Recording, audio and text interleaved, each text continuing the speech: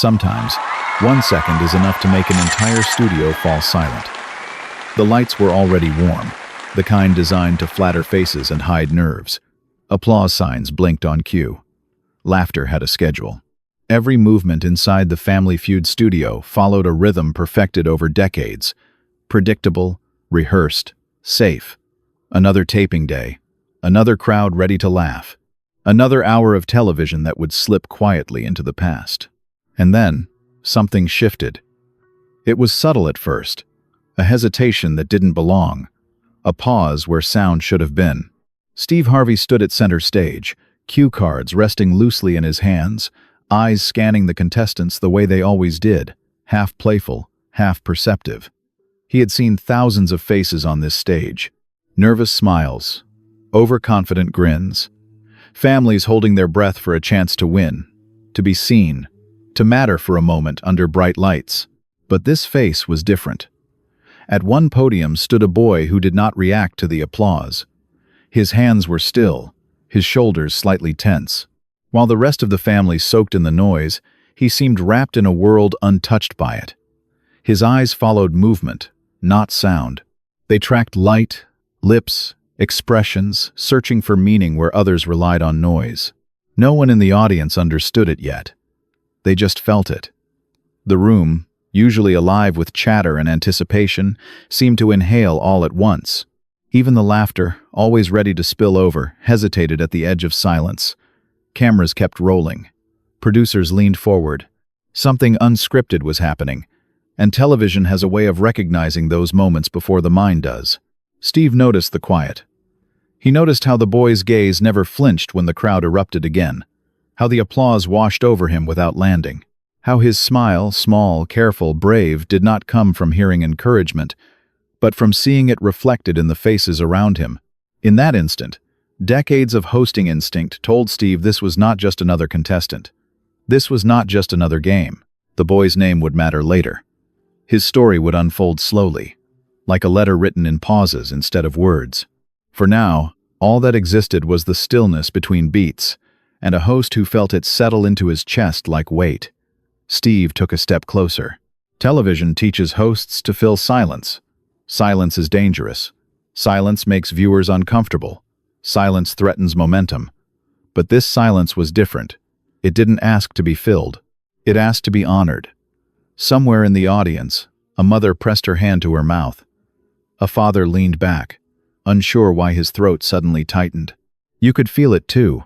Even through a screen, the sense that something deeply human was rising to the surface, unannounced and unstoppable. The boy stood there, hands clasped, waiting. Waiting not for sound, but for recognition. Long before this stage, long before the lights and the cameras, his world had been shaped by quiet. Not the peaceful kind, but the kind that forces a child to learn early that the world does not always meet you where you are. Doctors' offices. Concerned whispers he could not hear. The careful looks adults give when they don't know how to explain what comes next. He learned to read lips before he learned to read books. Learned to watch faces the way others listen for tone. Learned that love could be loud without sound, and that encouragement often came through hands, not voices. And yet, he was here. On a stage built entirely around noise. Family Feud thrives on sound, the buzzers, the laughter, the cheers. Steve Harvey's booming reactions echoing through the studio. For a boy who had never heard his own name spoken aloud, standing here was not just bravery. It was defiance against a world that often forgets how much courage silence requires. Steve felt it. The host, who had built a career on timing and humor, felt his chest tighten in a way that had nothing to do with punchlines. He looked at the boy again, really looked this time, and something ancient stirred an instinct older than television, older than applause. The instinct to protect, to listen, to slow down. Because sometimes, the most powerful moments don't arrive with sound at all. They arrive with a look, a breath, a child standing silently under lights meant for voices, and a man who, for the first time in a long time, realized that the next thing he did would matter far beyond the show. The boy's name was Evan. It was spoken softly by his mother, her lips forming each syllable with care as she signed alongside the word, making sure he saw it clearly. Evan. A simple name, carried into the studio not by sound, but by years of patience, resilience, and a love that had learned new languages just to reach him. Evan was born deaf. The doctors had known early. A series of tests, a quiet room, a conversation that happened mostly between adults, while a newborn slept unaware in his mother's arms. The words profound hearing loss meant nothing to him then, but to his parents, they landed like a crack in the ground beneath their feet. His mother remembered the drive home from the hospital. The radio was off, not intentionally. It just felt wrong to fill the car with noise when her son's life would be shaped by silence. She watched the road and cried without making a sound, already promising herself that Evan would never feel alone in a world that spoke differently than he did. His father learned sign language before Evan could sit up on his own. Late nights with flashcards, fingers stiff, movements clumsy at first, but he practiced anyway. Because love, when it's real, adapts. It stretches. It learns new ways to say, "I'm here." Evan grew up reading the world instead of listening to it. He learned to recognize joy by the way shoulders relaxed, anger by the sharpness of a jaw, kindness by eye contact that lingered just a second longer than necessary. He learned that laughter could be felt in vibrations through a table, in the way bodies leaned toward each other, in the silent rhythm of shared happiness. School was harder. Other children didn't know how to talk to him. Some tried and failed. Some didn't try at all. Evan learned early how to shrink himself in crowded rooms, how to disappear without leaving. But he also learned something else, how to be brave in small, daily ways, how to raise his hand, how to stand at the front of a classroom and give a presentation through an interpreter while his heart raced. At night, he watched television with captions on, words moving across a screen, telling stories he could finally follow. Sitcoms, movies, game shows.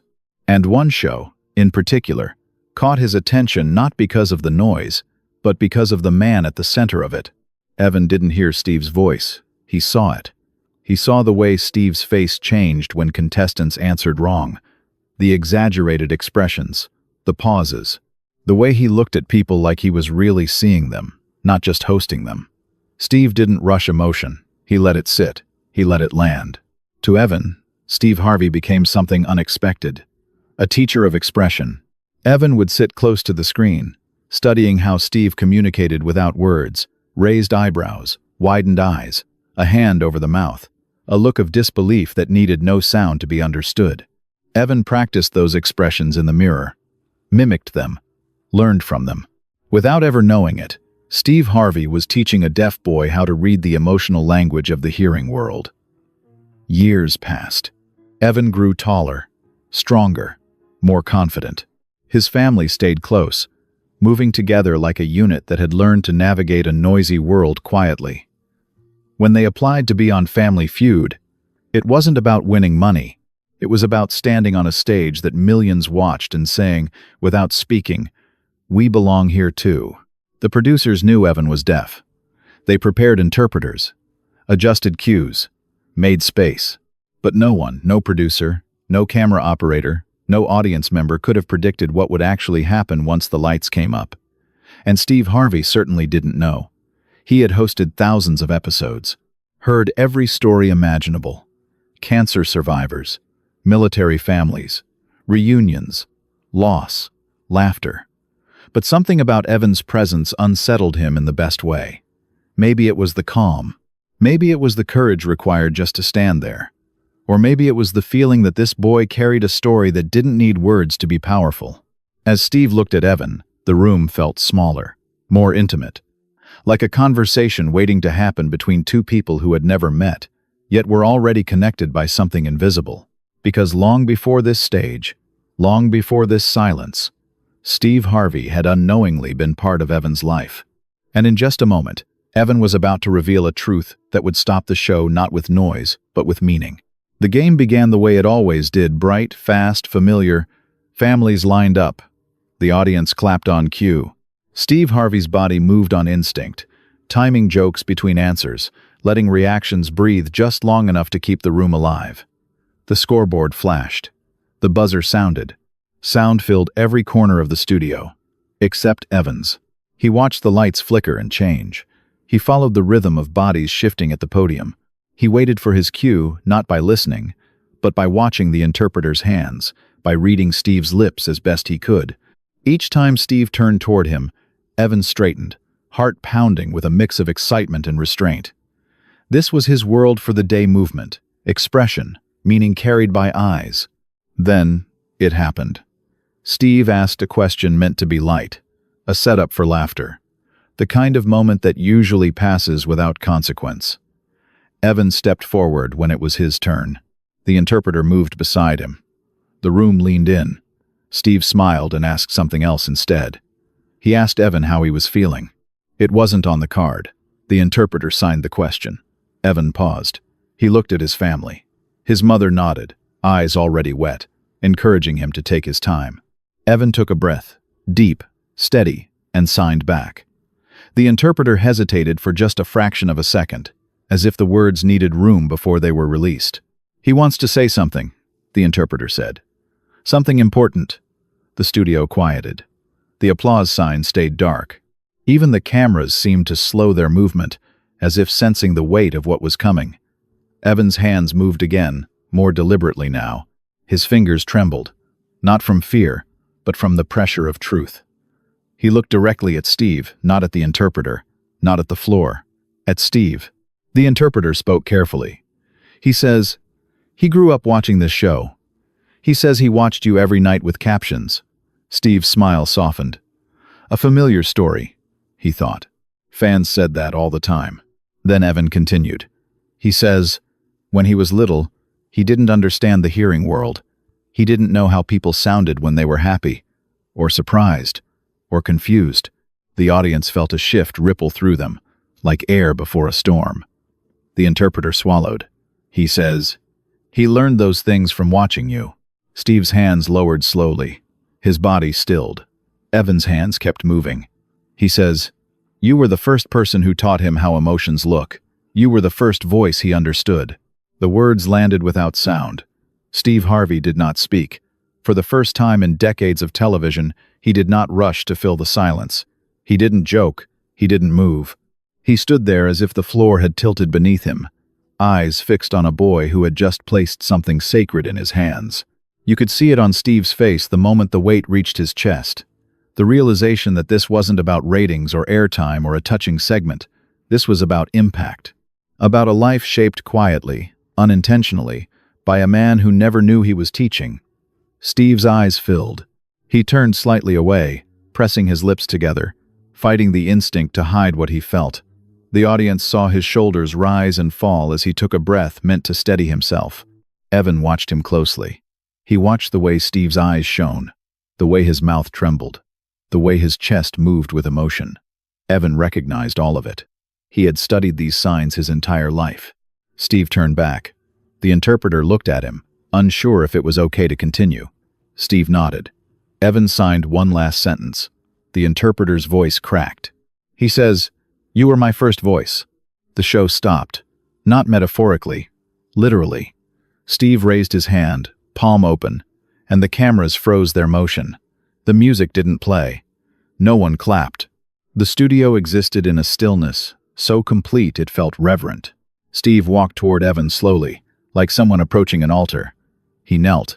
On a stage built to elevate him above contestants, Steve Harvey lowered himself until he was eye level with a deaf boy whose life he had touched without ever knowing. Steve Harvey stayed on his knees. The distance between himself and Evan reduced to breath and heartbeat. The studio lights, once harsh and theatrical, now felt softer, almost reverent, as if even they understood this was no longer a performance. Steve's eyes searched Evan's face, not for words, but for understanding, because in this moment, language had shifted. Sound was no longer the center. Presence was. Steve placed a hand over his chest. Fingers splayed, the universal sign of something felt deeply. Slowly, deliberately, he looked toward the interpreter. His voice, when it came, was quieter than anyone had ever heard it on that stage. "Please," he said. Tell him thank you." The interpreter signed. Evan watched Steve's hands move as well, how they trembled slightly, how his shoulders shook as emotion broke through the years of composure built by television. Evan nodded once, a small, firm movement. He understood gratitude. He understood humility. He understood this moment was no longer just his. Steve leaned closer, lowering his voice further, as if afraid to disturb the silence they had created together. "I need him to know," he said, pausing between words, choosing each one with care, "that he gave me something today, too." The interpreter signed again. Evan's eyes widened just a little. Steve took a breath. "All my life, people tell me I'm loud," he said, a faint, fragile smile flickering across his face. "But he taught me something about quiet." A ripple moved through the audience, hands rising to mouths, heads bowing, tears no longer hidden. This wasn't sadness. This was recognition. The kind that arrives when people realize they are witnessing something rare and unrepeatable. Steve reached out slowly, giving Evan time to pull back if he wanted. Evan didn't. Steve took Evan's hands gently in his own. The touch was light, respectful, grounding. "You belong here," Steve said, making sure the interpreter stayed close. "You belong everywhere." Evan watched the words become movement. He watched the meaning land. Then something unexpected happened. Evan smiled, not the careful smile he had worn all day, but a wide, unguarded one, the kind that lifts the cheeks and brightens the eyes. He squeezed Steve's hands once, firmly, the way people do when words are no longer necessary. The audience began to cry openly now, not from sorrow, but from relief. From the release that comes when a long-held truth is finally spoken, that worth is not measured by volume, that voices come in many forms. Steve stood, helping Evan up with him. They stood side by side, equal under the lights. Steve turned to the crowd. "I've been doing this a long time," he said, emotion still threading his voice. "But today reminded me why." He looked back at Evan. "You changed this place," the interpreter signed. Evan nodded again, his posture straighter now, as if something heavy had been set down inside him. Steve raised Evan's hand gently, not in victory, but in acknowledgement. The audience rose to their feet, not erupting into chaos, but into a standing ovation that felt careful, intentional, almost sacred. Applause filled the room, but it wasn't the kind meant to entertain. It was the kind meant to witness. Evan felt the vibration through the floor, through Steve's hand, through the air itself. For the first time, he wasn't outside the sound. He was inside the moment. Steve leaned down one last time and signed a simple phrase he had practiced quietly, while the interpreter helped him imperfect, clumsy, sincere. "Thank you." Evan's eyes filled. In that studio, something healed not just for a boy who had learned the world through silence, but for a man who had spent a lifetime filling space with sound, only to discover that his greatest impact had come through expressions, pauses, and presence. The game would resume eventually. The episode would continue. But nothing after this would feel the same. Because sometimes, healing doesn't arrive with words. It arrives when someone finally sees you. The episode aired weeks later, edited carefully, respectfully, but no cut could truly contain what had happened. Viewers at home felt it immediately. Messages flooded in from parents of deaf children, from teachers, from adults who had grown up learning the world through captions and expressions instead of sound. Many said the same thing in different words. "I finally felt seen." Evan returned home to a life that looked, on the surface, the same. School hallways, homework at the kitchen table, quiet evenings with his family. But something inside him had shifted. He stood a little taller, raised his hand a little faster. When classmates asked about the show, he didn't shrink or deflect. He told them not with pride, but with calm certainty that his silence had mattered. Steve Harvey carried the moment too. Friends noticed he spoke about it often, but never casually. He didn't frame it as a highlight or a favorite segment. He called it a lesson. He talked about how easy it is to believe impact requires intention, when sometimes it comes simply from being fully present, fully human, in front of someone who is watching more closely than you know. On set, producers said Steve slowed down after that day, listened longer, let silences linger. He asked different questions, not just what people did, but how they carried what had been done to them. The show didn't change format, but something in its heart softened. And across the world, millions of viewers replayed one simple sentence: "You were my first voice." The clip spread, not because it was dramatic, but because it was true. Evan was invited to speak through interpreters, through writing, through presence at schools and community events. Not as a symbol, but as himself. A boy who reminded people that silence is not absence, that understanding does not require volume, that voices come in many forms, and some of the most powerful ones are never heard. He kept watching Family Feud. But now, when Steve paused, when he raised an eyebrow, or let a moment breathe, Evan saw something new. Not just expression, but intention. Not just humor, but care. And somewhere between the lights and the laughter, a quiet bond remained. Unspoken, yet permanent. The audience that day would return to their lives. The applause would fade. The set would be dismantled and rebuilt for the next taping. But moments like this don't disappear. They live on in the way people treat each other afterward. In the patience shown to a child struggling to communicate. In the pause before interrupting. In the understanding that being heard is not the same as being loud. Sometimes, television doesn't just entertain, it heals. If this story touched your heart, subscribe and share so the world never forgets moments like these. This is Stories Left Behind, where human stories are never lost,